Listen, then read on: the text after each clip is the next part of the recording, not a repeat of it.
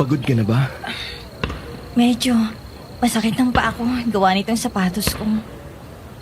Gusto mo isuot mo muna itong sapatos ko? Anong isusuot mo? Itong ditakong ko? Hindi ko pwedeng gawin yan. Parenta lang yan, di ba? Paano yung paa mo? Akong bahala sa paa ko. O ano? Palit na tayo?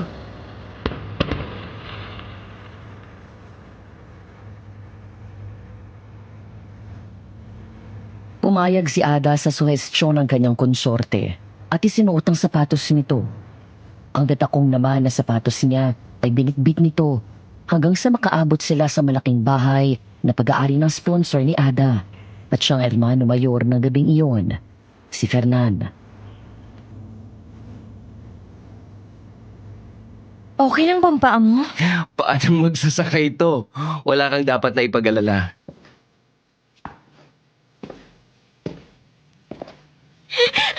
Tulungan niyo ako, parang awa niyo na.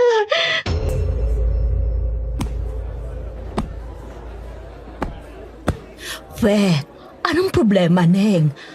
Nakakagulo ka sa pagdiriwang. Tingnan mo, nag-aalala na sila sa gawa mo. Nanidig na. Ayoko na po na bumalik doon. Hindi ko po kaya. Alin ang hindi mo kaya? Yung alaga niyo po. Ang alaga ko? Fe, anong problema? Nag-uusap lang tayo kanina. Tapos tinungga mo ang wine. Bakit bigla kang nanakbo? Jules, Yan na nga ang sinasabi ko eh.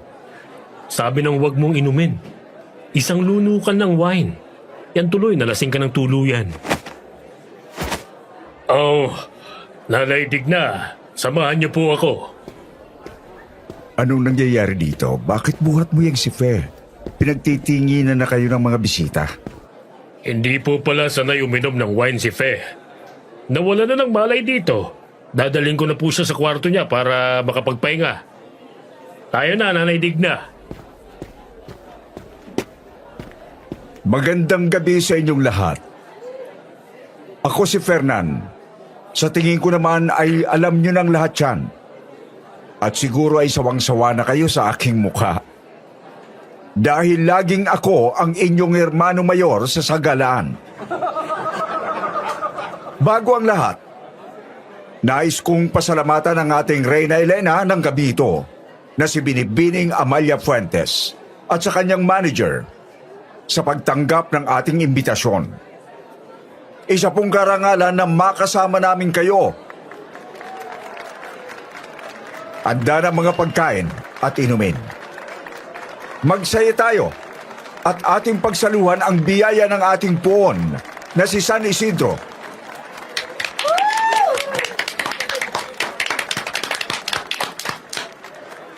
ang galing talaga ni Sir Fernan, ano? Hindi man ganun kasikat ang ating baryo at medyo liblib pa. Pero nakapag-imbita siya ng artista. Lahat naman pwedeng maging magaling basta may pera. Talaga ba? Hindi mo ba napansin? Sagot ni Sir Fernan ang sasakyan nila. Sinino nga ang nagatid? Ang swerte nga ni tatay. Nakita niya nang malapitan si Amalia Fuentes.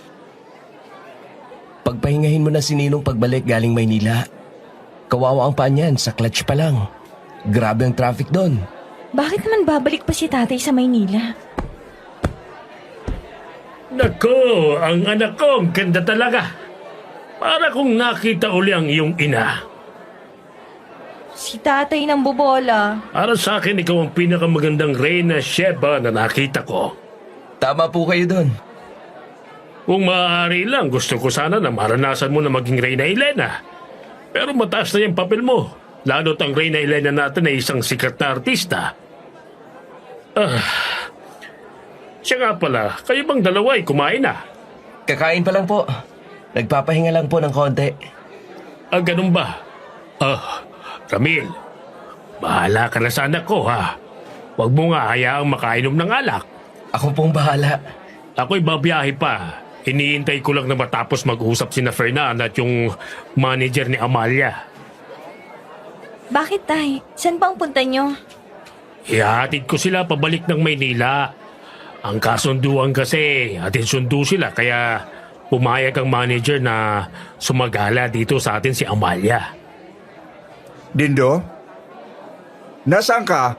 Ay, nandito ako! Oh, bahala na kayo ah. Lalakad na kami.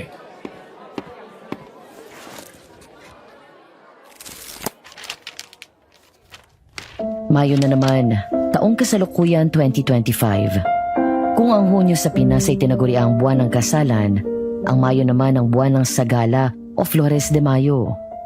Sa matandang kaugalian, kapag napasama ang isang babae bilang sagala, may tuturing kang maganda, lalo na kung ikaw ang mapipiling Reyna Elena. Ang lalaking matikas at gwapo naman ay bentang-benta bilang konsorte. Noong dekada 60, bihirang makita ang mga artista sa kalsada. Gintong-ginto, sabi nga ng mga matatanda. Swerte na kung sumama sa sagala. Makikita mo sila ng aktwal at malapitan. Dear Aswang Diaries and Madam Venus, pagbati mula sa probinsya ng Quezon. Ako po si Angelo. Hindi po kami taga rito. Nagbabakasyon lang sa isang inupahang resort sa parteng Gumaka. Gabi na nang mamataan ko ang nadaang sagala. Naalala ko tuloy ang kwento ni na lolo at lola tungkol sa kanilang nakaraan. Isang karanasan na may kinalaman sa aswang. Doon ko naisipang sumulat sa inyo.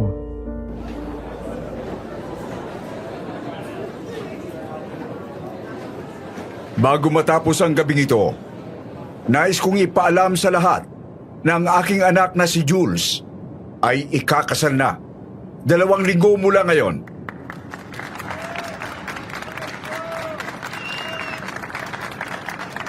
Makikisuyo sana ako sa inyong tulong at naway paunlakan ninyo ang aming imbitasyon. Sa wakas, ikakasal na rin ang aswang. Aswang? Anong ibig mong sabihin? Mamaya na lang. O kaya bukas, wag dito. Di yata't nakakakita ako ng engkantada. Hindi. Si Ada na ubod ng ganda pala itong nakikita ko. Magandang gabi sa'yo, Jules. Ramil? Ang sabi ko, Ada, hindi ko akalaing sasagot ka. Pasensya ka na, hindi kita nakita. Sadya namang nakabibighani itong si Ada. Pero dahil binati mo na ako, magandang gabi din naman sa'yo. Mamaya sabihin ni Ada, binabastos kita. Pasensya na kung sumingit ako. Nag-alala ako na baka isipin mong hindi ka pinapansin ni Ada dahil hindi siya nasagot sa'yo. Pwede niyo nang ibalik ang pagbati ko. Ada? Masakit ang lalamunan niya. Ganun ba? Kung gusto mo, Ada, dumito ka na muna. Magpapatawag ako ng doktor para sa lalamunan mo. Hindi na. Kami na bahala. Pero maraming salamat sa alok mo.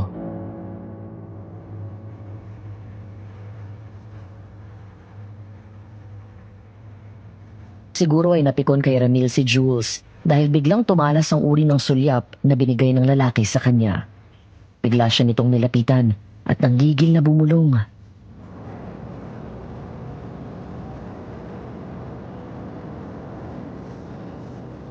Uy, Gonggong, kung alam mo makakabuti sa'yo, huwag kang mapapel. Tigilan mo ang kasasabat. Pinipikon mo ko.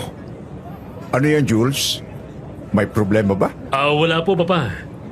Iniimbita ko lang sina Ada at Ramil sa kasal ko. Ganun ba? Pero nagkasundo na kami ni Dindo na hindi na iimbitahin si Ada. Masyado nang pagod ang batang yan. Sa dami ng sagalahan na dadaluhan niya ngayong Mayo. Anong sinabi nyo? Hindi pwede! Jules? Ang sa akin lang naman, Papa. Baka kung anong isipin ng mga tao. Palagi niyong ini-sponsoran ng damit itong si Ada sa tuwing sasagala siya. Tapos hindi siya imbitado? O ano naman? Walang kaso yon. Pero sa mga chismosa at chismosa meron. Iisipin ng mga yon na minamaliit natin si Ada. Siya puwera dahil anak lang ng driver nyo.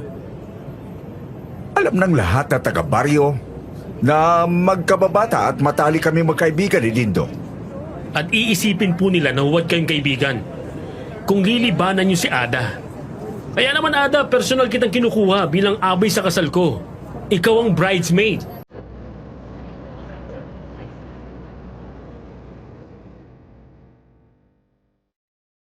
Nanlumo si Ramil sa nangyari.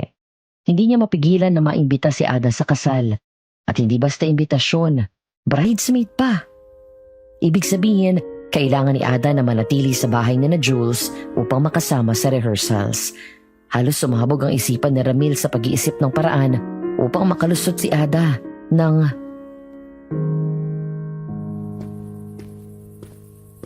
Mil! Psst! Ramil! Oh, oo, ganun nga. Anong oo ka dyan? Alam mo ba kung anong itinatanong ko? Ha? Ano nga ba? Loka, paano na lang pala kung pinipikot na kita? Eh di wala ka nang kawala sa akin. Ano? Talaga?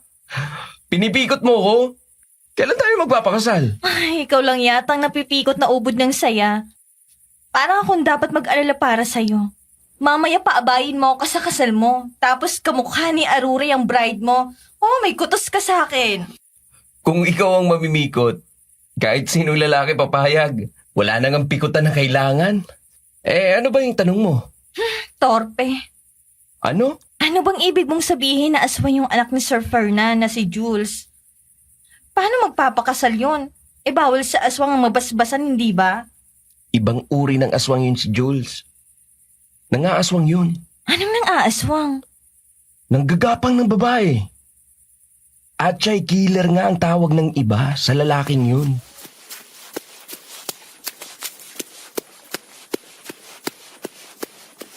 Nakakadiri!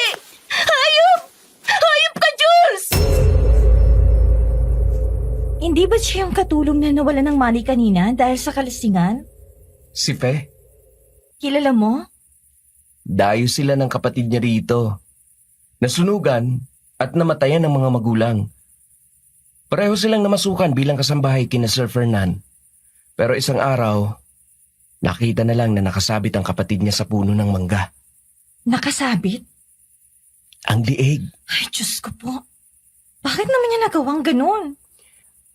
Ayon sa bulong-bulungan ng mga chismosa, nang inspeksyon nilang katawan ng kapatid ni Fe, buntis yun ng 2 buwan. Kawawa naman. Marami sa mga kasambahay nila ang nagsabi na ilang gabi nilang nakikita si Jules na labas-masok ng kwarto ng nakababatang kapatid ni Fe. Nakakatakot naman. Diba? Nakakatakot talaga. Oo, nakakatakot ang chismis ng tao. Wala kang kaalam-alam na sinisira ka na. Ay, sadyang makapangyarihan ang salita, ano? Kung sana nga lang panay salita na lang ang basihan ng chismis. Hindi ko naman sinasabi na walang katotohanan ang sinasabi mo.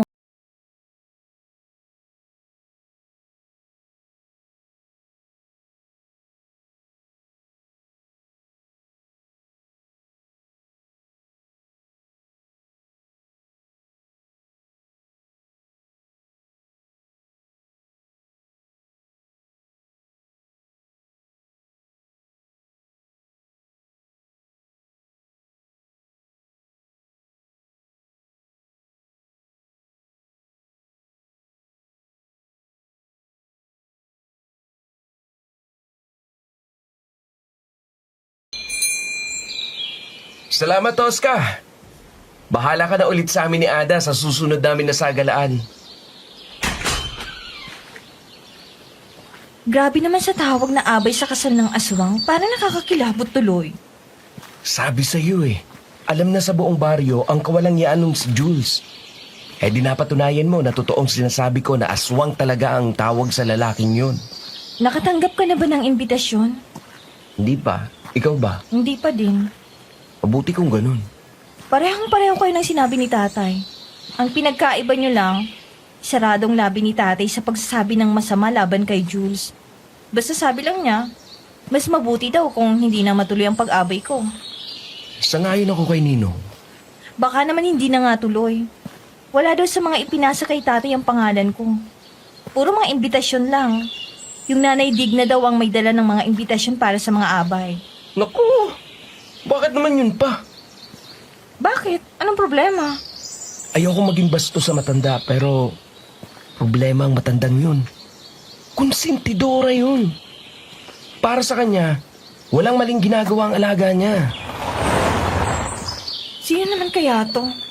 Nalinti ka na. Ada! Butit nakita na kita. Dumaan ako sa inyo pero sabi ng tatay mo, nagsasauli ka daw ng gown. Sir Jules, Jules na lang. Nakakatanda ang sir eh.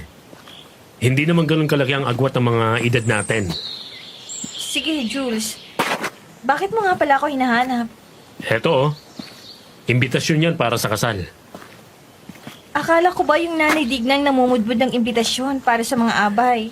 Hinugot kong para sa'yo para personal kong maiabot sa'yo. Nag-abala ka pa. Kailanman na hindi ka magiging abala para sa akin, Ada. Siya nga pala. Nasa listahan ka din ng entourage. Bridesmaid ka. Aprobado ba ni Sir Fernan ito? Kami na magiging asawa kong ikakasal, hindi ang tatay ko. Kaya kung sino man ang gustong kunin bilang abay, walang pakialam ang kahit na sino. Jules, salamat sa imbitasyon. Pero baka may ibang gustong bride mo na maging bridesmaid niya. Sino naman? Walang kapatid ang babaeng yon at isa pa, matanda na yun eh. Baka mamaya mga lola pang makuha ano na abay. Kung papabayaan ko to sa kanya.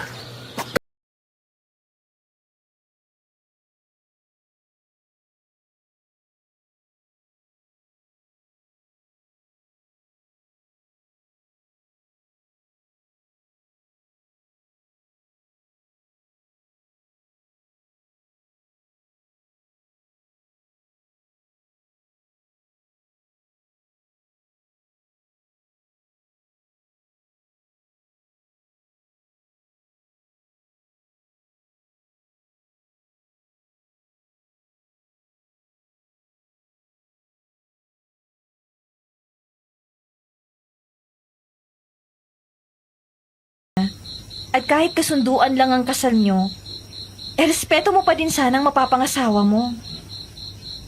Nagalit ka ba? Sorry na, hindi ko na uulitin.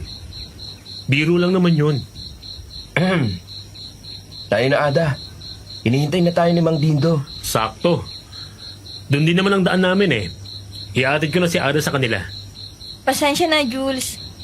Mahiluin ako sa sasakyan. Maglalakad na lang kami ni Ramil. Pwede kang maupo sa kanlungan ko habang nabiyahe tayo. Jules, hindi ko ugaling kumalong sa lalaki. Kung biro man yung imbitasyon mo, hindi ako natatawa. Maaring anak ka ng amo ng tatay ko. Pero hindi ko gustong sinabi mo. Okay. Pasensya ka na. Wala akong masamang ibig sabihin sa sinabi ko. Nagmamuting loob lang ako. Dahil sabi mo, may hiluhin ka. Nung bata kasi ako, kinakalong ako ni Papa para hindi ako mahilo sa biyahe.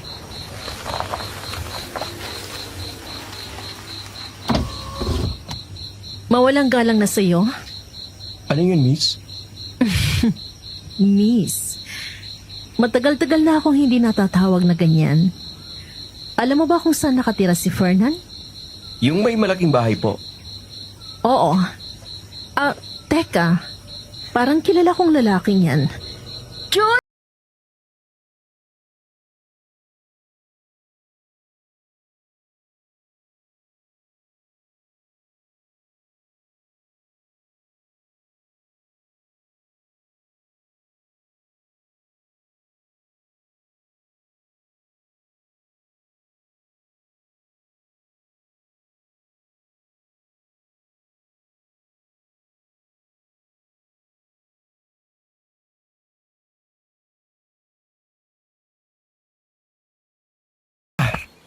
Baka madukal mo ang buong daan dito. Galit na galit ang yabag mo. Mapapagod ganyan.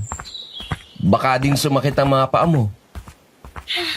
Bakit ba nagkaroon ng ganong anak si Sir Fernan? Na hindi niya na nirespetong mapapangasawa niya?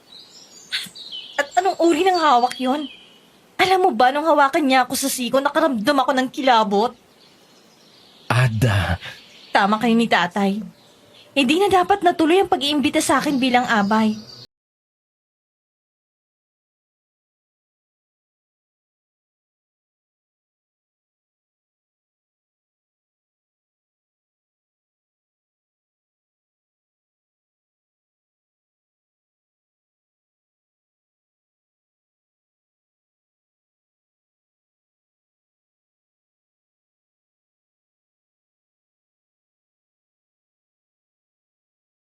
Mano po, tay? Pagpalain ka ng Diyos. Kumusta? Anong balita? Nahagi po kami ni Jules. Heto po, nabigyan ako ng imbitasyon. Ganun ba? O anong desisyon mo, anak? Hindi na po ako dadalo. Ayoko pong umabay sa kasal niya. Tama po kayo ni Ramil. Dapat hindi na nangyaring pag-iimbita sa akin. Oo, tama. Tama ka, anak. Bakit, tay? May problema po ba? Anak, bago ko sabihin sa'yo, gusto kong malaman mo muna ito. Ninong, aalis na po muna ako. Ipatawag niyo na lang po ako kung kailangan niyo ako. Hindi, Ramil. Maupo ka dito at makinig. Kakailanganin ko ang tulong mo.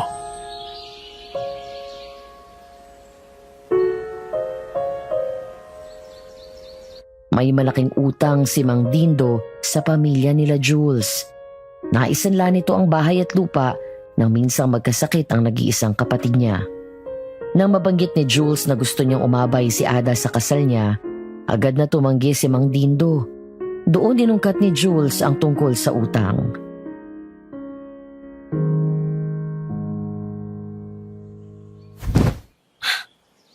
Ibang klaseng lalaking yon. Bakit ako? Ano bang mahihita niya sa akin? Anak, ang manyak, hindi yan tungkol sa mahita. Ang mahalaga sa kanila ay ang mapagbigyan ng tawag ng kamunduan sa kanila. Nais kong malaman mo na suportado ko ang desisyon mo kung ayaw mong pumunta. Pero paanong bahay at lupa natin? Itong bahay na ipinundar niyo ni nanay. Inulugan yung dalawa gamit ang pera mula sa pagtitinda ng mani. Mawawala na lang ba ito basta? Anak, ang bahay at lupa na bibili. Ngunit ang pwedeng mawala sa iyo, anak. Panginoon ko, maisip ko lang, nanginginig ang buong kalamnan ko. Hindi ako mapapatawad ng nanay mo, baka siya na mismong pagtapon sa akin sa impyerno. Tatay, mag-iingat po ko. Pangako. Ito na nga bang sinasabi ko? Ramil, dito ko hihingi ng tulong mo, ha? Alam mo naman tong kinakapatid mo. Kapag may napagdesisyon na gawin, mahirap nang magbagong isipan. Sige po, Ninong. Paano po ako makakatulong? Etong pasobra na imbitasyon sa abay. Pinahawakan nito ni Sir Fernand sa akin. Baka daw may maisip akong konsorte para sa mga abay. Pero bridesmaid po si Ada. Kung kukunin po ninyo akong konsorte doon, magiging isa po ako sa groomsmen. Baka po magwala si Jules. Kami nang bahala ni Sir Fernandon. Ilulusot ka namin. Basta ang mahalaga, bantayan mo itong si Ada natin.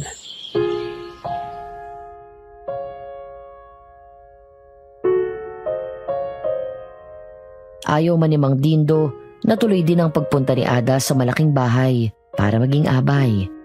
Pagdating doon, hindi itinago ni Jules ang disgusto nang makita si Ramil.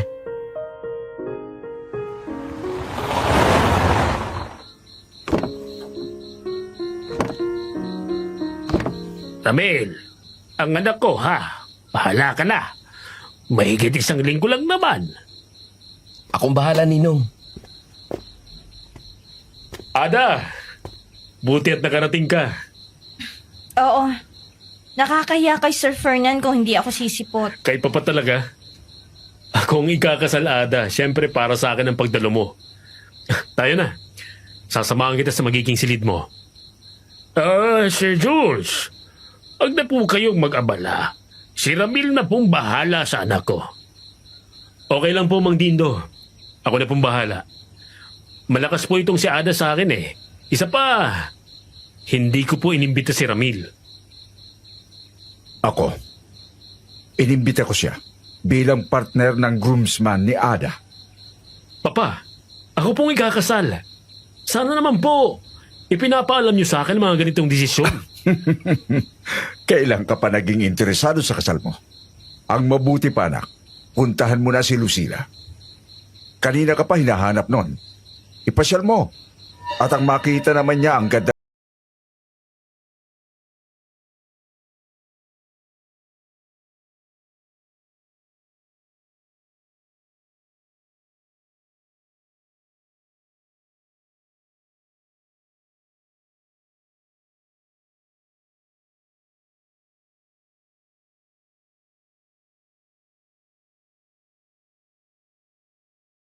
kay Ramil. Ngunit hindi inasahan ni Ramil ang agarang pagbalik ni Jules. Ganito po ba? Ay, oo. Aba, magaling ang kamay mo ah. Salamat po. Dati po ako nagawa ng mga souvenirs pinagkakakitaan ko. Ay, ganun ba? Ay, heto nga pala. Uminom ka muna. Meron niya na may gatas. Uy, masarap to ah. Salamat po.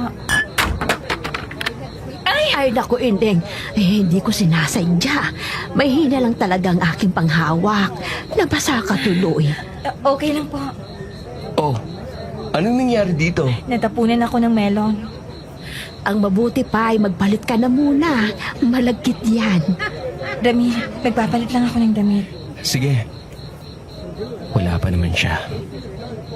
Abala pa sa pagpasyal dun sa mapapangasawa. Sige, babalik agad ako. Palagay ang loob ni Ramil na hinayaang mag-isa si Ada. Habang siya naman ay abala sa pagtulong sa preparasyon ng kasal, hanggang sa makita niya ang tao na dapat ay wala sa mga oras na yun.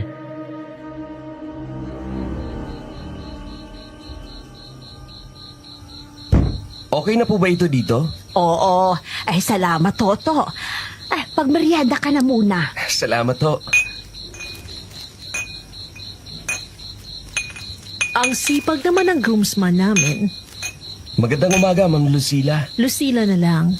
Hindi ka tauhan dito. Groomsman ka namin. Lucila kung ganon. Nasaan ang girlfriend mo? Parang hindi ko yata nakikita. Si Ada? Hindi ko siya girlfriend. Kinakapatid ko. Pero gusto mo, hindi ba? Huwag kang tatanggi. Sa edad kong ito, galaw pa lang ng mata, alam ko kung may gusto ang isang lalaki sa isang babae. Ganon ba? At alam kong tipo siya na mapapangasawa ko. Bakit ka nga pala nandito? Hindi ba't ipinapasyal ka ni Jules? Ako? Ipasyal ang uhuging yon? Hayon, hindi pa kami nakakalayo. Dumaing na ng masakit daw ang tiyan. Hindi! Naku po! Dumiretso ka na sa loob! Doon ka sa second floor! Patakbong pumunta si Ramil sa loob ng bahay. Diretso sa second floor kung saan nandoon ang mga silid ng mga abay. Inabutan niya si Jules na kinakatok ang silid ni Ada.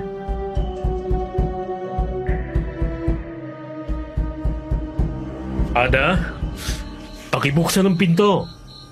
May iaabot lang ako sa'yo. Sa labas na lang, Jules. May inaasikaso lang ako dito sa loob. Kahit abutin mo lang. Hindi kasi ako disente para humarap sa tao. Saglit lang to. Sige, kung ganun, ako na lang ang papasok. May susi naman ako. Sir Jules, Anong? gusto ko po sana kayong makausap tungkol sa nangyari nung gabi ng sagalaan. Ano? Magreklamo ka? Bakit nasa... Hindi. Ano kasi sir, nabigla lang ako. Alam niyo na, medyo hindi lang sanay. Pero nung nakauwi ako, napaisip ako. Na ano? Hindi naman siguro masama kung kumagat ako sa mansanas na inaalok niyo, diba? Matalino ka, Fe. Gusto ko yan. Nanggigigil ako sa ganyan. Pero paano naman yan, sir? Mukhang huli na ako. Dumating ng bride niyo. Si Lucila? Makunat na yun. Siyempre, mas pipiliin kita. Pupuntahan kita sa kwarto mo. Mamaya. Sige, sir. Hihintayin kita.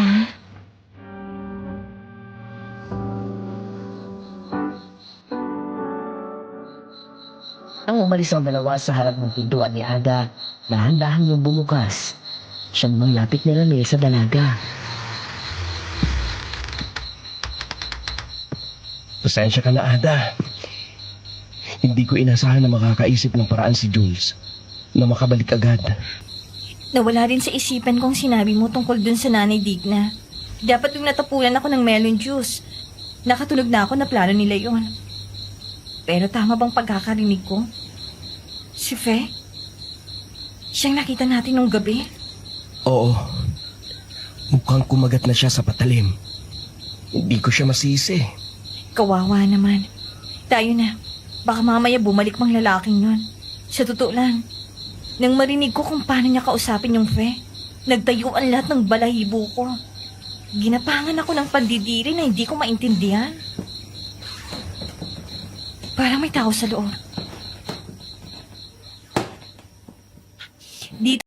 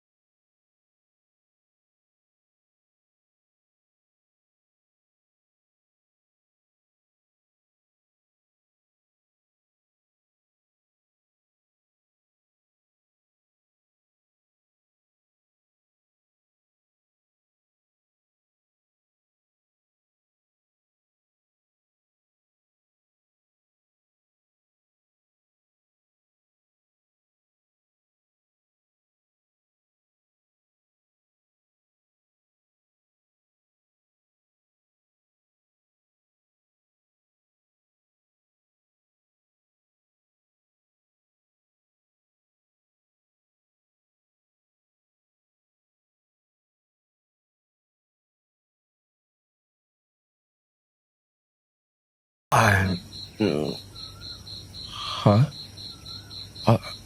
Alas 5:30? Tamang gising lang. Ano yun? Anong nangyayari? Sino yung nagwawala sa baba? Tinatarantado mo ba ako, ha? Hindi! Bakit naman kita tatarantaduhin? Bakit naman kita tatarantaduhin? Ikaw ang huling kausap ko kagabi. Magkasama tayo. Anong nangyari sa akin?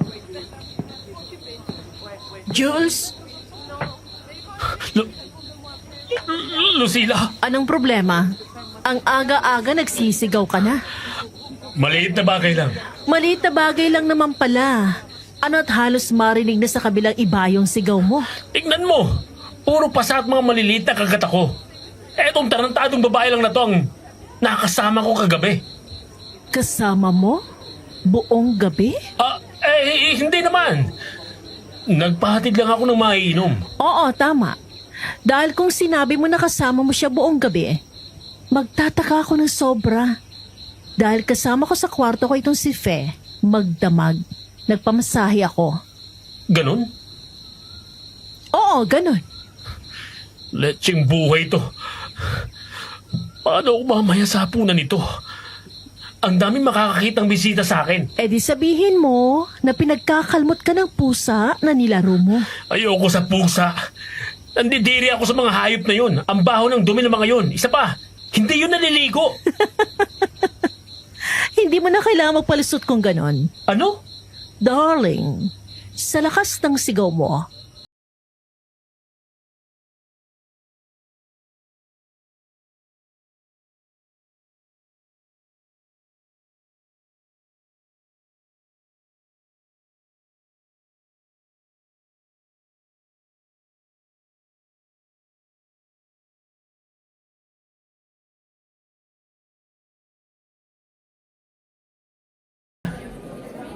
Eto ang paella, subukan mo. Hindi pwede kay Ada ang paella. May halong seafood. Hindi siya kumakain ng seafoods. Ganun ba? Sutanghon. Eto oh. Pinasadya ko yan sa yaya ko. Specialty niya yan. Jules, salamat sa pag-aasikaso. Pero sa tingin ko, mas tama na asikasuhin mang bride mo. Nandito naman si Ramil para umabot para sa akin. Ako? Iha, hindi yan issue sa akin. Pero tama siya, Jules. Insulto yan sa ibang lalaki at lalo na sa pagkababae ko. Maaaring pangatlong asawa na kita. At isa lang itong marriage of convenience. Pero show some restraint, honey. Nawala na ako ng ganang kumain. Anak ka naman ng Jules! Nabasa ka lang. Magpalit ka lang ng damit. Fe, nasaktan ka ba? Kung hindi, makisuyo na akong linisin mo na lang ang nabasag. Baka makabubog sa bisita. Opo, Sir Fernan. Sorry po, Sir Jules. Ang pogi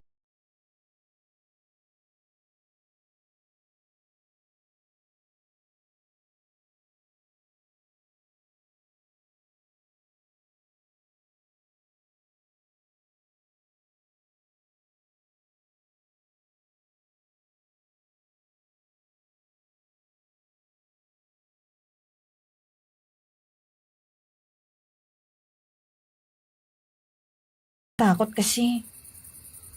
Bakit? Nung unang gabi natin dito, nakarinig ako na may nagbubukas ng pinto ko gamit ang susi. Buti na lang hindi ako tulog noon dahil nagbanyo ako. Nang marinig ko ang tunog ng mga susi, inarangan ko ng silang seradura. Mabuti na lang. Pero nung sumunod na gabi, kagabi, nakarinig ako ng kaluskos sa may bintana ko. Bintana mo? Doon sa may ulunan ng kama? O doon sa malapit sa tukador? Malapit sa may tokador. May pwedeng apakan doon ng tao. May hagdan na kahoy na nakapako nga sa dingding nun. Oo, naalala ko yun. Naramdaman ko na binubuksan ang bintana ko. Kaya ang ginawa ko, tinukuran ko na lang, hindi na ako natulog. Bakit hindi mo na lang nilak? Walang lock. Parang inalis. Tanging yung pinagkabitan ng handon. Ay, balik na lang tayo sa... Pwede niyo ako samahan dito. Hindi na. Baka makaabala kami. Baka mapakinabangan yung solusyon ko sa... Aswang! Si Tatay yun! Agad tinakbo ni Ramil at Ada ang pinanggalingan ng hiyaw. Nang makarating sila, dinatnan nila ang isang aswang na nakakubabaw kay Mang Dindo. Isang mala-insektong aswang. May hubog ng katawan ng babae, habang ang ulo at mukha ay mala-insekto. Makitid ang bewang, mayaman ng dibdib at mahuhubog ang hita at braso. May bisig, binti, kamay at paang mala-insekto. May 6 na sobrang mga mala-insektong bias din sa parting likod. Dito! Tatay! Anak! Huwag kang lalapit dito, anak! Bitiwan mong tatay ko! Hayop ka! Ano yan? Ha? Ay! Ano yan? Aswang! Aswang! Sa pagtali ni Lucila, biglang umalis sa pagkakakubabaw kay Mang Dindo noong aswang. Tumalilis iyon palayo papunta sa talahiban. Siyang dating ni Mang Fernan. Anong nangyari, Dindo? Nahagip ako ng aswang. Naku Dindo, ang dami mong kalos oh. Maliit na bagay. Hindi yan maliit. Tara na, ako na ang magmamaneho. Ihatid na kita sa ospital.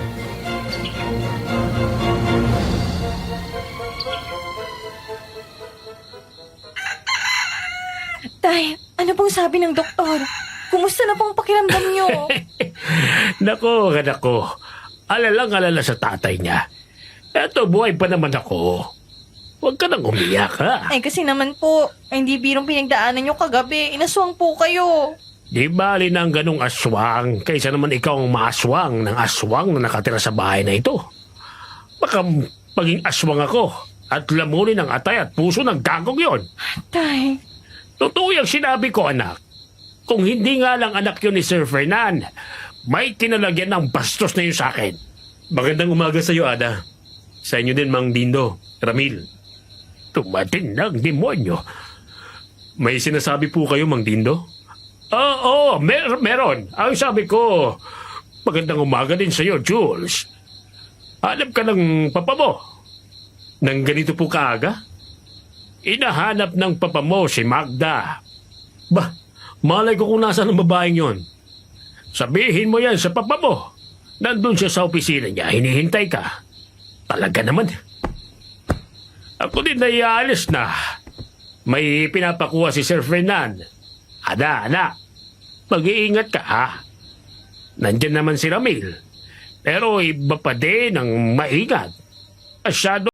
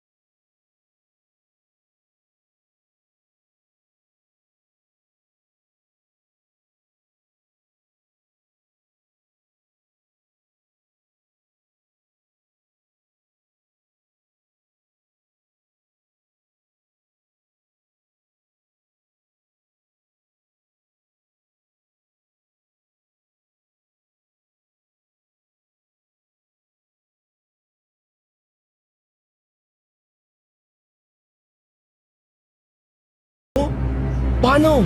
Nagsusukat kami, tapos nagkagulo sa loob ng kwarto. Dahil may bubuit na bigla na lang sumulpot. May mga ipis din na biglang nagapangan. Nagkagulo ang mga abay. Namalayan ko na lang na hinihigit ako palabas ni Nanay Digna. Ano?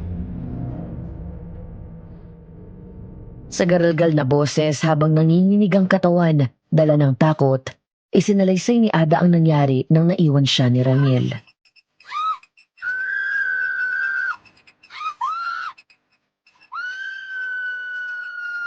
Kumalma kayo. Dito kayo sa may isang parte ng kwarto. Itataboy ko. Ako nang gagawa niyan, Iha. Sige po. Salamat po. Parini ka na nang hindi ka mahagip ng mga yan. Anong nangyari? Nanay Digna! Pakibukas po ng pinto! Nanay Digna! Pakisuyo po sa pinto! Hindi ko mabuksan ang pinto, Ineng. Pasensya na. Sisigaw ako din sa bintana para matawag si Tomas at nang mabuksan ang pintuan. Ada, Jules, ang ganda mo sa suot mong pangabay. salamat. Sige, una na ako. Tutulungan ko si Nanay Digna na matawag si Tomas para mabuksan itong pintuan. Huwag ka na munang umalis. Ayan oh, lukot ang likod ng zipper ng damit mo. Hayaan mong ayusin ko para sa'yo. Hindi na. Bahala ng mananahi dito. Ako na. Marunong din naman ako. Jules, bitawan ng braso ko, nasasaktan ako. Lalo kang masasaktan kapag nanlaban ka. Aayusin ko lang naman tong zipper sa likuran mo. Huwag kang nervyosa. Ano ba, Jules? Yung kamay mo, wag mo akong kapain! Initingnan ko lang naman kung kasyang mga ito sa palad ko. Bastos! Aray ko! Walang iyakap! Bumalik ka dito! Hindi pa ako tapos sa'yo! Matapos sagipin ni Jules ang braso niya, ay sapilitan siya nitong ikinalikod. Sinabing may nakitang problema sa zipper ng gown niya. Mula sa likuran ay naramdaman ni Ada na gumapang ang mga kamay ni Jules papunta sa harap ng kanyang katawan at dinakma ang kanyang mga dibdib. Doon na siya nagwala. Inapakan niya ang paa ni Jules gamit ang sakong niya at saka inundayan iyon ng isang suntok sa mukha.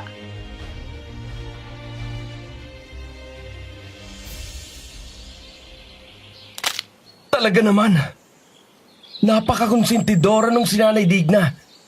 Ibang klase talagang tandem ng dalawang yon. Kaya ang daming nabibiktima ni Jules ay dahil sa matandang yun. Diring-diri ako. Gustong bumaliktad ng sikmura ako. Lalo na nang binugahan niya ako ng mainit na hininga sa batok ko. Habang sapo ng mga kamay niyang dibdib ko. Pasensya ka na, Ada. Hindi ko inaasahan na ganun kakapal ang mukha ni Jules. Nagkulang ako. Pangako, hindi na ito mauulit. Makakaasa ka. Kanina ka pa ba dyan? Oo. O mas tamang sabihin ko na, kagabi pa ako dito mga darling. Kagabi? Kwarto ko to. Naku po. Ay, pasensya na. Hindi ko alam. Sorry, hindi namin sinasadya na maabala ka. Lalabas Kung na ayaw kami. niyong makasalubong ang manyakis kong mapapangasawa, mamaya na kayo lumabas. Pagkasabi ni Lucila na ganoon, ay narinig ni Ramil at Ada ang boses ni Jules mula sa pasilyo sa harapan ng kwarto ni Lucila.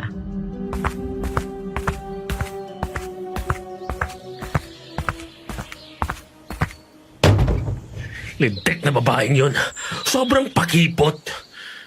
Bumilis din naman ang tibok ng puso ng dakmain ko eh. Maririnig din kitang umuungol na babae kapag nahagip na kita at naipadama ko sa iyo ang galing nitong si Jumbo Jules. Gago. Ramil, alam kong nagagalit ka para kay Ada, pero pigilan mong sarili mo. Sa mga ganyang uri ng tao, malagim na katapusan na naghihintay sa ganyan. Ilang babae pa? Maniwala ka sa akin, wala nang susunod pa. Huli na si Magda. Sir Jules?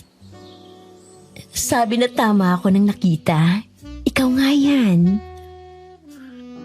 Ano na naman ginagawa mo, Tito? Tapos mo akong indyanin sa garden.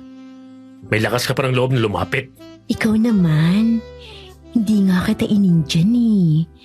Nagip ako ng piyan. Basta, nung babaeng papakasalan mo, alangan namang iwanan ko at sabihin kong may gagawin tayong dalawa. Gusto mo ba yon? Ipaalam mo sa kanya. Gaga ka ba? Gusto mong palayasin ako ni Papa? Mahalagang kasalang ito para sa ama ko. Kapag ito isinabit ko, sa kangkungan ako pupulutin. Itatakwil ako ni Papa. Ayun naman pala eh. Huwag ka nang makalit sa akin na. Babawi ako sa iyo. O sige. Paano? Mamayang gabi. Balita ko, may bonggang paparty ng mapapangasawa mo. Pumusli tayo. Gusto mo talagang mahuli, ha? Oras-oras may pwedeng pumasok sa kwarto. Sino namang may sabi sa'yo na sa kwarto? Ano? At saan mo naman balak? Sa likod bahay. Sa may damuhan.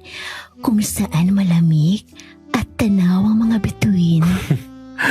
Ibang klase ka talaga, Fe. Parang gusto ko na dito sa pasilyo. Ay, hindi ko gusto nung nakatayo.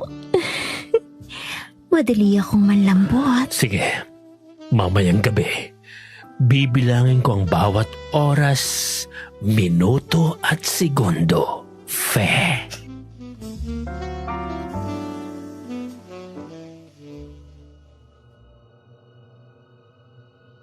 Nang matapos ang landian sa pagitan ni Jules at ng katulong na si Fe, pinayagan na ni Lucila na makalabas si Ramil at Ada sa kwarto niya.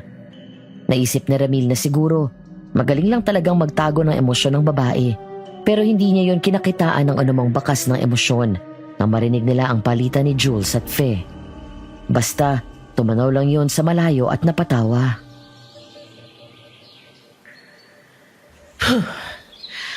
Pasensya na, nanigarilyo na ako. Dito ko naman ibinubugang uso ko sa bintana. Okay lang po. Ada, ano? Opo. Darling, alam ko na alam mo ng 50 na ako. Pero baka naman pwedeng makalambing ang hukluban na ito na wag mo na akong puin. Nakakatanda kasi. Sige, at saka hindi ka naman hukluban. Ang ganda-ganda mo pa nga. Papasa ka pa na kasing edadin lang ng mga 30. Sabi nga ng iba, pero ibang tingin sa akin ni Jules, hindi ba? Lucila, mawalang galang na pero... Oo, gago lang ang lintik na lalaking yon. Mas pinipili ang mga babaeng walang laban sa kanya. Ngayon naman, yung muchachang yun ang gusto. Nalulungkot ako para sa'yo. Salamat, Ramil.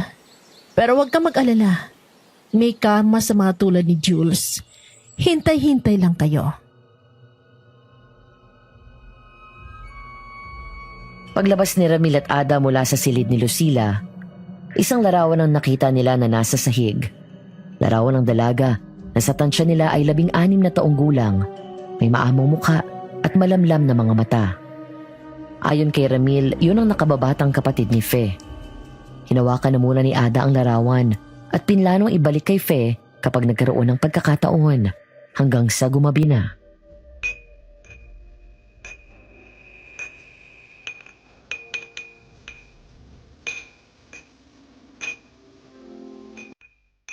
Salamat sa pagdalo. Masaya ako nakarating kayo. Maraming salamat sa inyo. Magsaya kayo buong gabi. Fernan, salamat ha sa suporta. Ilang araw na lang, ikakasal na kayo ni Jules. Tatawagin mo na akong papa. Ikaw hindi pa ikaw ang nagpakasal sa akin. At talaga namang anak mo pa ang pinili mo. Alam mo namang loyal ako sa asawa ko eh. Maging kamatayan ay hindi magbabago ang damdamin ko. Isa pa, naniniwala ako na masusuweto mo ang aking anak. Sana nga. Tulong! Tulungan niyo ako! May halimaw sa hardin!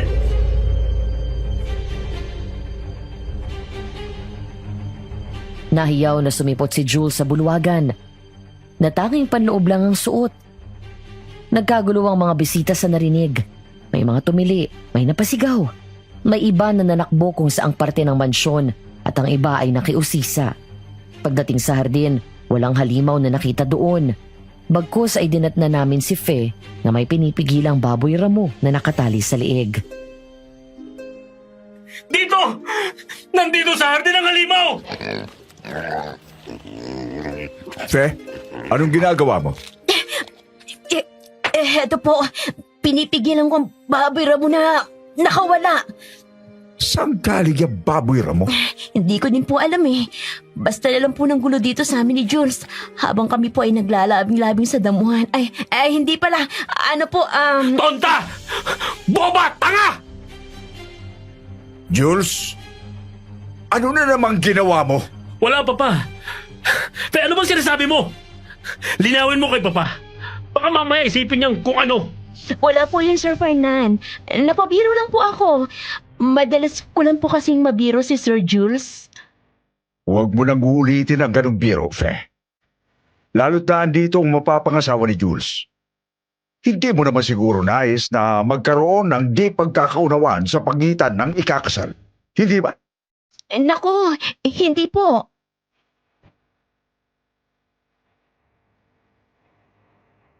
Kumalma ang lahat bandang maghahating gabi na. Ngunit si Ramil hindi mapakali. Hindi siya makatulog. Pakiramdam niya, malagkit na mainit ang paligid ng kanyang silid. Sinubukan niyang katok-katokin ang mga dingding niya. Inaalam kung tulog na si Ada. Ngunit nanatiling tahimik ang kabilang dingding. Inisip niyang tulog na si Ada. Kaya naman nagpasya si Ramil na lumabas saglit at magpahangin. At doon niya nalaman ang isang katotohanan.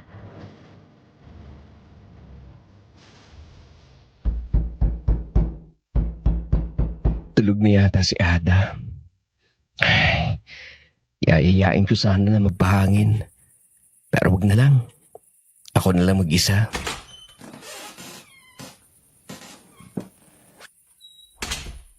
Wala talagang tatalo sa malamig na simoy ng hangin sa gabi.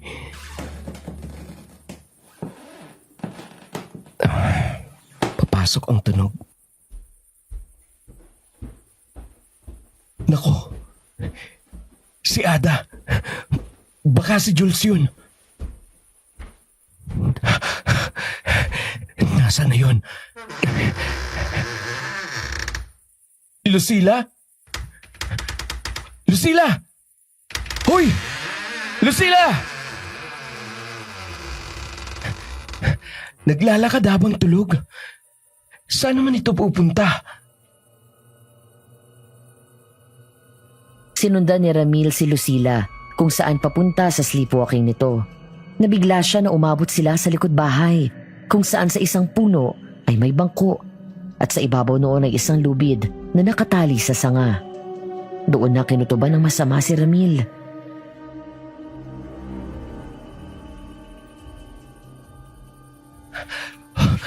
Lucila! Gumising ka! Gising! Ha? Ano? Ano ito? Bakit may lubid na pambigti dito? Teka, bakit mo ako yakap-yakap sa bewang? Lumayo muna tayo dito.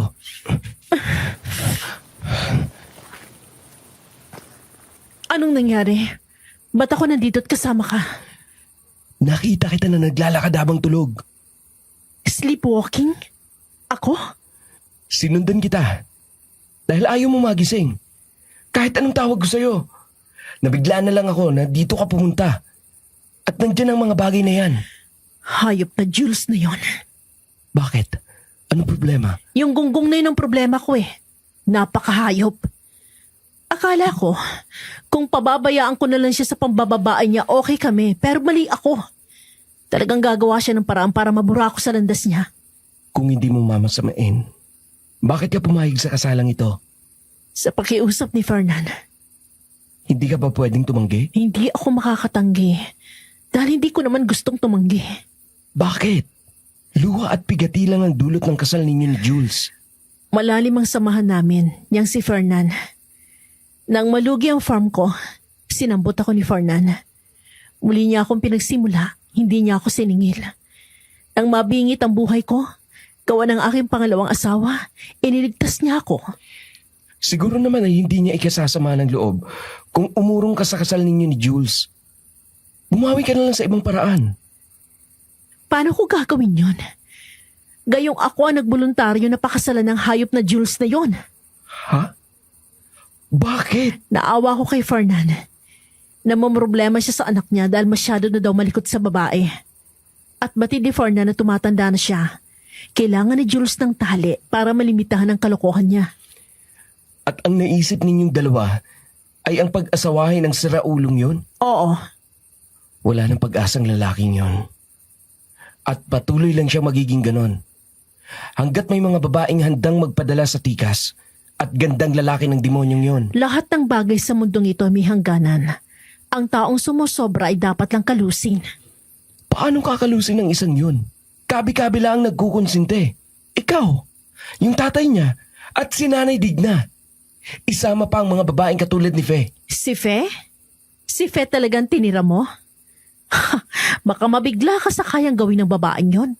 Kagaya ng... Ang kamay ko! Ang kamay ko! Papa! Nanalig na! Ang kamay ko! Ang kamay ko! Nagising ang buong kabahayan sa mga hiyaw ni Jules. Nang datnan siya ni Ramil kasunod si Lucila, napapalibutan na ng mga tao ang silid ni Jules. At nang tuluyan na silang makapasok, nakita nila na wala na ang palasingsingan ni Jules sa kaliwang kamay. Nakita din nila na may maliit na altar si Jules sa may bintana nito, kung saan nandoon ang larawan ni Lucila. May lubid na nakapulupot.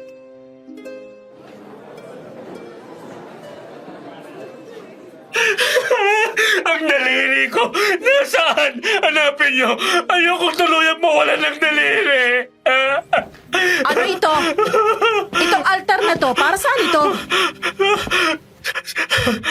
Sa kalayan! Ang mahalagaya ko! Bitiwan mo yan! Tigilan mo ako sa pagmamaktol mo! Saka na? Saka na talaga? Muntik ka na makapatay ng tao, hayop ka! Anong ginawa mo, Jules? Hindi ka na ba titigil? Papa, ang daliri ko po, sige na. Maawa po kayo sa akin. Ayoko pong maging putol. Sa laki ng kasalanan mo, ipagpasalamat mo na daliri lang ang kinuha sa'yo.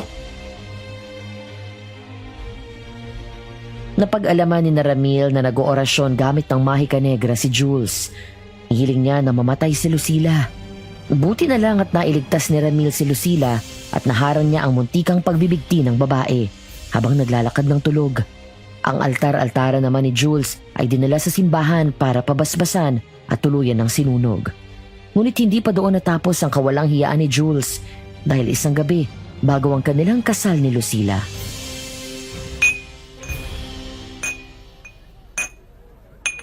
Sa wakas, bukas na. Makakauwi na din tayo sa atin. Ay, makakahinga na ako ng maluwag kung ganon. Tama po kayo. Sa wakas, makakatulog na ako ng ayos. Abay, anong meron? Parang narinig ko yata si Digna. Ayun. Hindi ba't si Fe yun? Ibalik mo na ang kinuha mo! Hindi ko po alam ang sinasabi nyo. Ang daliri ni Jules. Akin na! Ibalik mo! Ibalik? Hanapin nyo! Diyan ka naman magaling na matanda ka, di ba? Maghanap! Anong sinasabi mo dyan?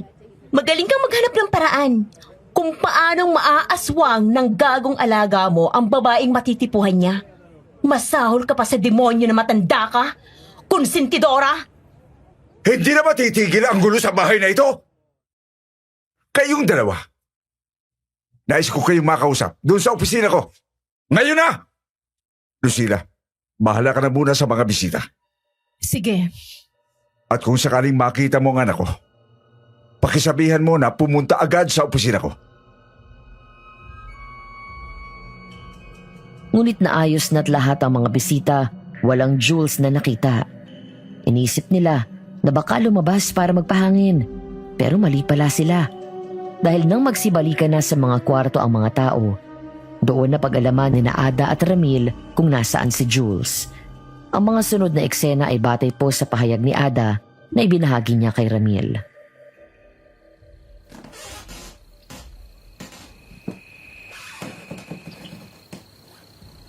Sa palagay mo, Ramil, nasan kaya yun? Baka nasa kwarto ng kung sinong bisitang babae. O kaya ng kung sinong katulong.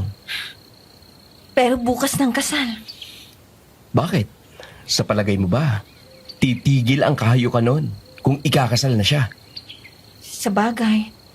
Siya nga pala, Ramil. Oh, ano yun? Ano kaya kung dito ka na lang matulog kasama ko? Ha? Ano? Bakit? Natatakot kasi ako. Baka kung anong maisipan ng Jules na yon. Naiintindihan ko ang takot mo. Pero kung papayag ako, ilalagay mong sarili mo sa alanganin. Bakit naman? May tiwala naman ako sa'yo, no? Ako wala akong tiwala sa sarili ko. Anong sinabi mo? Ang sabi ko, malalagay ka sa alanganin dahil iisipin ng iba. May ginagawa tayo na ginagawa lang ng mag-asawa. Magiging alanganin ka niyan sa pagpili ng mapapangasawa. Yun lang naman pala eh. Pabayaan ko na sila. Tungaw to. Mayos ka nga. Pwera, biro. Natatakot kasi ako. Huwag kang mag-alala. Isang sigaw mo lang darating agad ako. Pangako mo yan, ha? Opo, cross my heart and hope to die. Ayan o. Krinusan ko pa yan para silyado. Nang magsara ng pintuan niya si Ada, nakaramdam siya ng kakaiba.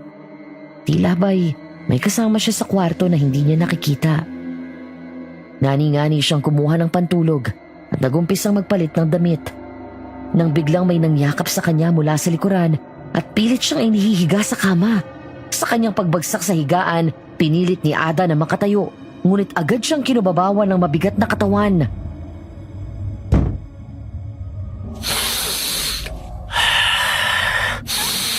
Ang bango-bango mo talaga.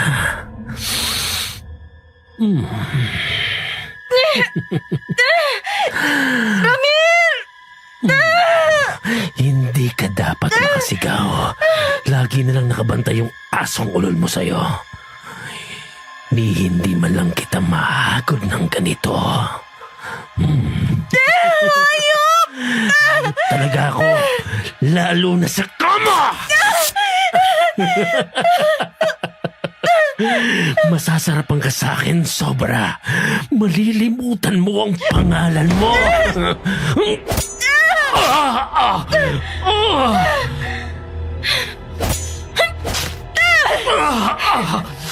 Pipiliin ko lang mapakulong sa koreksyonal kesa ang malahiran ako ng nakakadiri mong laway! Ada, maghunos dili ka. Pwede naman natin tong... Pag-usapan? Hindi! Wala tayong pag-uusapan! Mamimili ka lang! Lalabas ka ng silid na to? O lalabas ka ng silid dito na wala ng kabahagi mo? Ada! Ada! Labas sabi! Lumabas ka sa silid ko! Manyak! Nang marinig ni Ramil ang gulo sa kwartong katabi, agad siyang nagtungo roon. Tinadyakan niya ng ubod lakas ang pinto nang malaman niyang nakalak iyon at narinig niyang nagsisisigaw si Ada. Umakyat ang lahat ng dugo sa ulo niya nang makita niyang punit ang damit pantulog ng babaeng lihim na itinatangi. Gago ka! Talagang hindi ka tumigil! Napakahayop mo! Ang dami ng babaeng hinayop mo! Pati ba naman si Ada na walang interes sa'yo? Galit na galit ka. Bakit? Dahil naunahan kita? Ang bang-bango niya. Ang kinis. Papatayin kita!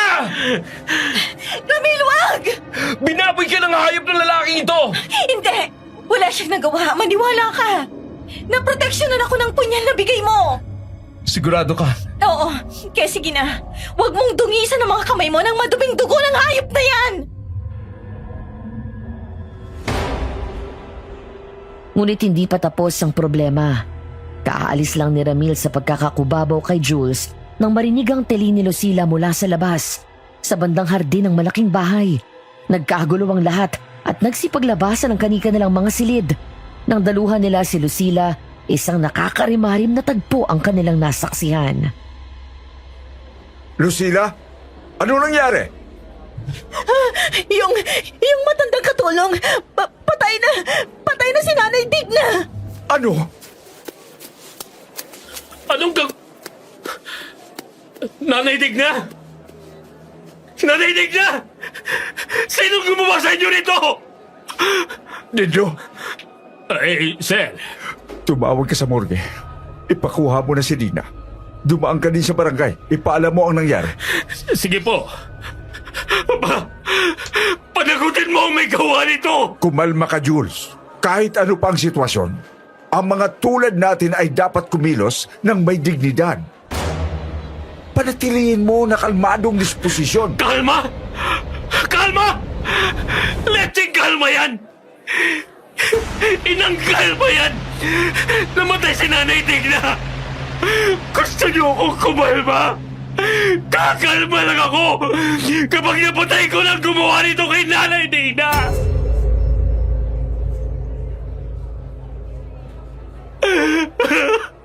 Kayong mga naan dito, magsibalik na kayo sa silid ninyo.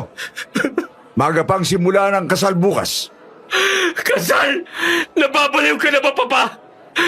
May patay tayo dito! Ayan o! Nakabuyang-yang sa hardin! Wasak ang tiyan ni Nanay Digna! Itutuloy yung kasal! Walang ano-ano ay sinuntok ni Sir Fernan sa panga si Jules. Laglag ang lalaki sa damuhan. Pagkatapos ay kinuwelyohan ni Sir Fernan ang anak niya. Oo, itutuloy ko ang kasal. At oo, malapit akong mabaliw. Gawa mo! Gawa ng mga problema ang dulot mo na hindi na matapos-tapos. Aba! Makinig kang mabuti, Jules.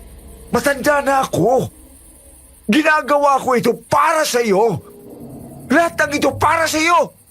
Kaya mabuti pa, umakto ka na ng matanda ka na. Hindi laro ang buhay. Lalong hindi laruan ang mga babae. Ano pong... Bago mahuli ang lahat para sa iyo, tumino ka na. Dahil baka makita mo ang sarili mo sa sitwasyon na mas malala pa sa sinapit ni Digna. Hindi na kita matutulungan kapag nagkakayon. Kagaya ng isinigaw ni Sir Fernan, itinuloy ang kasal kinabukasan.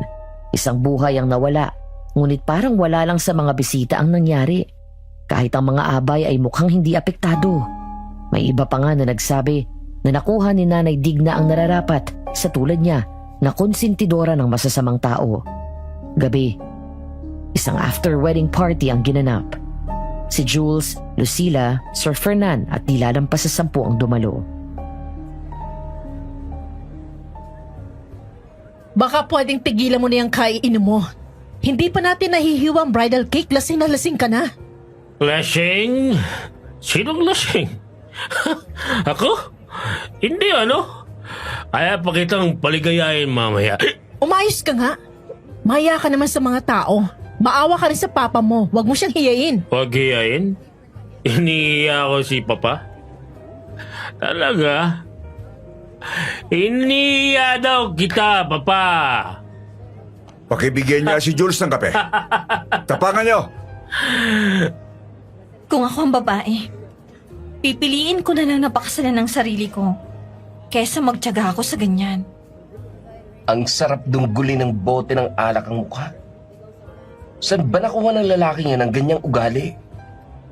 Kawawang magulang sa ganyan. Malas pa ni Sir Fernan. Wala nang katuwang sa paggabay sa alibugang yan. Maraming salamat sa pagdalo niyo sa aming kasal. Kay haba man ng 2 linggo ng preparasyon ng aming kasal, natuloy din. At bilang simbolo ng aming pamamahagi ng aming natanggap na basbas sa simbahan, hihiwain na namin ang wedding cake. Kuha lang kayo. Kung kayang maubos, mas mabuti. Dala ng kalasingan, pasuray-suray na nakihawak sa cake knife si Jules.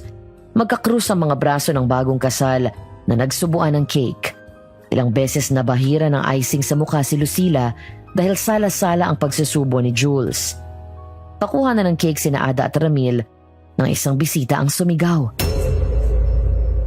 Natagpuan niyang nasa bibig niya ang isang daliri na may suot na wedding band. Ang palasingsingan ni Jules. Naku po, nakakasuka naman. Kung ako nakasubo nun, buong sikmura ko sigurong ilalabas ko. Buti na lang hindi pa tayo nakakakuha. Nasusuka na din yata. Hayop ka! Nasaan ka? Ito ka magtarantado ka na gumawa nito, ha? Harapin mo kung gago ka! Naku, nagwawala na naman siya. Hindi na yata talaga titigil ang gulo sa pagdiriwang na ito.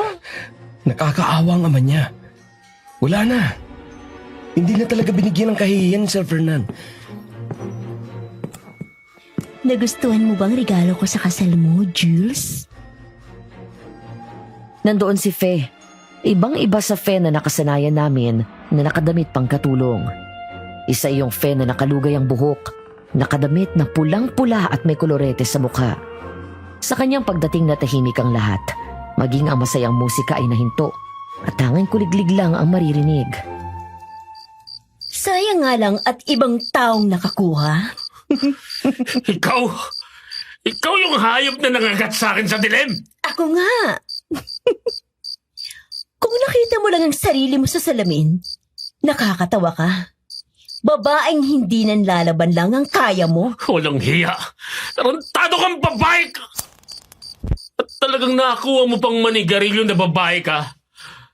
Ayun ang babaeng kumuha ng daliri ng asawa mo! At nakuha mo pang manigarilyo? Anong klaseng asawa ka? Ano nga ba? Isang huklubang babae na pinagkasundulan ng papa mo sa'yo, yun akong uri ng asawa. Wala kang silbi! Akmang kukwelyohan ni Jules si Lucila nang biglang iduldol nito ang sigarilyo sa braso ng lalaki. At sa pagkabigla ng lahat, tinawag ni Lucila si Fe na para bang matagal nang magkakilala ang dalawa. Nasiraan ka na ba? Bakit mo ginawang ashtray ang braso ko? Bakit nga ba?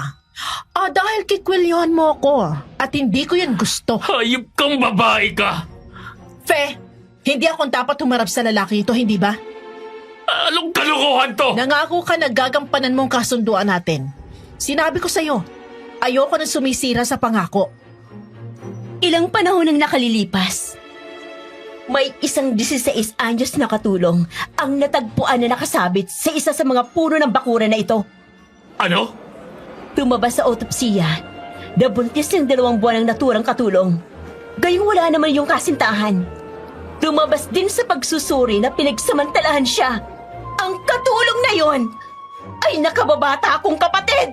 At narito ako upang singilin ka. Ha?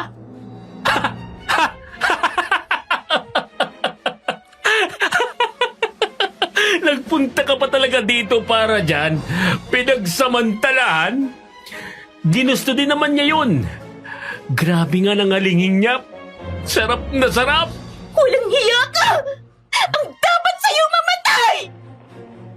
May dalang malaking patalim si Faye. Nagkagulo ang mga bisita. Kanya-kanyang pulusan palayo. Sa lahat ng gulong yun, tanging si Lucila, Sir Fernan at Jules lang ang natira sa hapagkainan. Fe, nag-usap na tayo.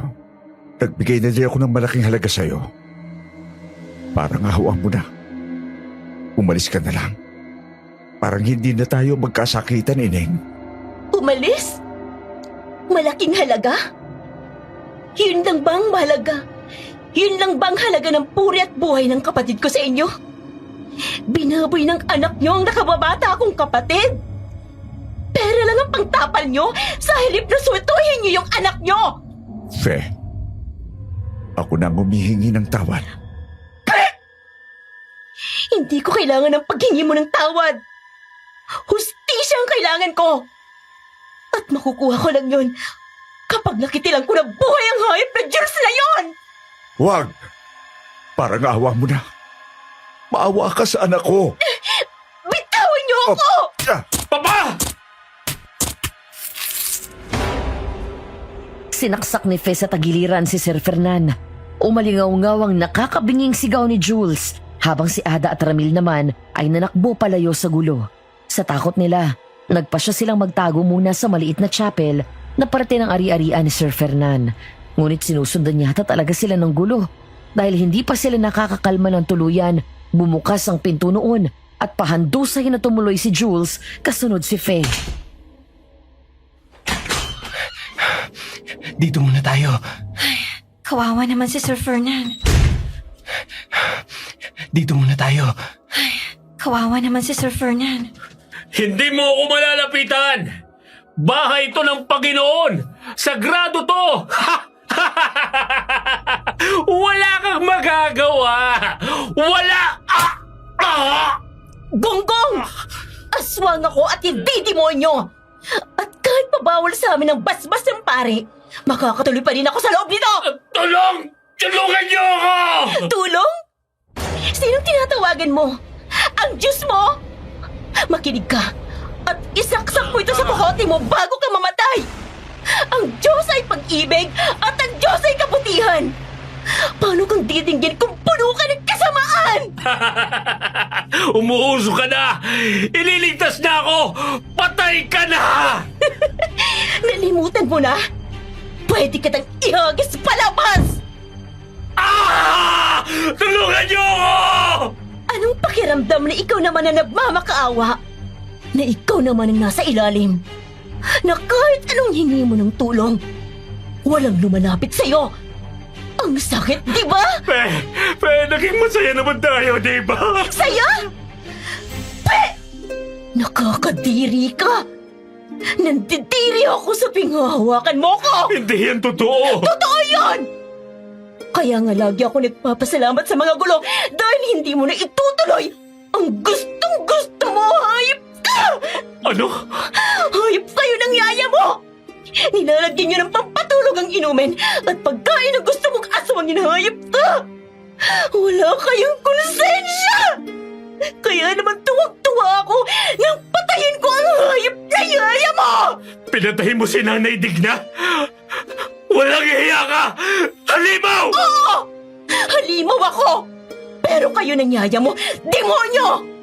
At ipapakita ko sa'yo kung gaano ako kahalimaw! Nag-uumpisang gumalaw ng sensual si Faye sa mismong tapat ng kabahagi ni Jules habang hinihimas nito ang dibdib ng lalaki. Ano mo'y isang dancer sa kabaret na nangaakit ng kalalakihan si Faye. Hindi ba't itong gusto mo? Mainit? Pwes, damhin mo ang init ng galit ko! Aray ko! Huwag kang tumingin, Ada. Papa! Tulong!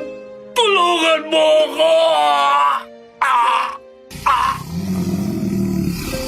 Natapos na. Naipaghiganti na kita, Mercedes. Naririnig mo ba? Ipagkiganti na kita. Patay na ang hayop na pumaboy sa'yo.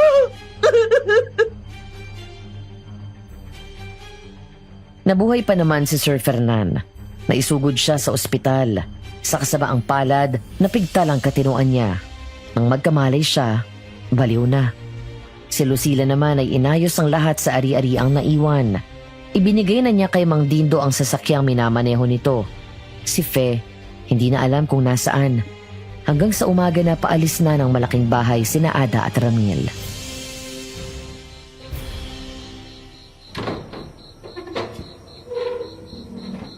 Parang isang masamang panaginip lang ang lahat. Mas weirdo daw ang katotohanan sa gawa-gawang kwento lang. Ano? Para sa inyo yan. Pinabibigyan ni Lucila. At mula din sa akin. Fe? Oh! Bakit parang takot na takot kayo? Hindi ko kayo aanuhin. Hindi aanuhin. Pero inatake mo si tatay. At nilapa mo si Nanay Digna. Una sa lahat, hindi ko sinaktan ng tatay mo, Ada. Palabas lang namin ang lahat. Ano? Napuno na ang airpods mo sa kakahabol sa'yo ni Jules. Kaya nagkaisa kami na gumawa ng palabas. Panlansi ba? Ganon. Para iparamdam kay Jules na may kakalat-kalat na aswang. At si Nanay Digna? Winakwak ko siya. Pero wala akong kinain sa kanya. Panakot ko lang yun kay Jules na siya na ang susunod. Paano ka na ngayon? Saan ka pupunta? Anong papano? Eh di uuwi na ako sa probinsya namin. Magsisimula ng panibagong buhay. Si Lucila naman, nakakuha na ng bagong mapapangasawa. Ganun ba? Ingat ka. Ingat sila sa akin. Gusto niyo ng sekreto? Ano yun?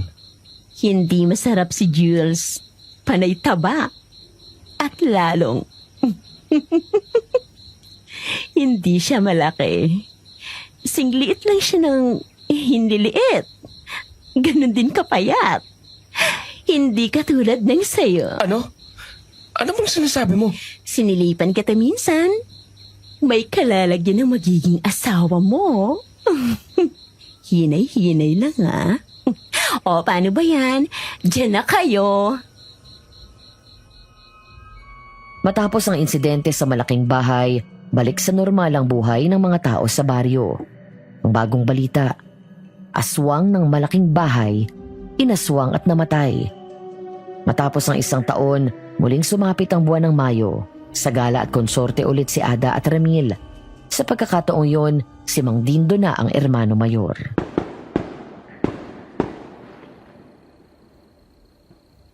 Pagod ka na ba? Hindi pa naman. Komportable itong heels na ibinili niyo sa akin ni tatay. Mabuti kung ganun. Ano? Wala ka na namang sasabihin? Na ano? Lagi na nang bang ganito? Ang alin? Ang sitwasyon natin. Na? Puro ka na lang ba? Ligaw tingin? Baka maduling ka niyan. Ano kasi? Anong ginagawa mo? Ang bagal mo eh. Kaya ako na nag-first move.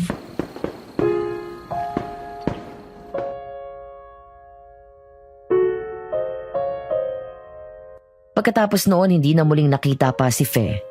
Kahit si Lucila. Ang laman ng bag, mga yaman, pera, alahas at bara ng ginto. Bagay na pinagyaman ni na Ada at Ramil.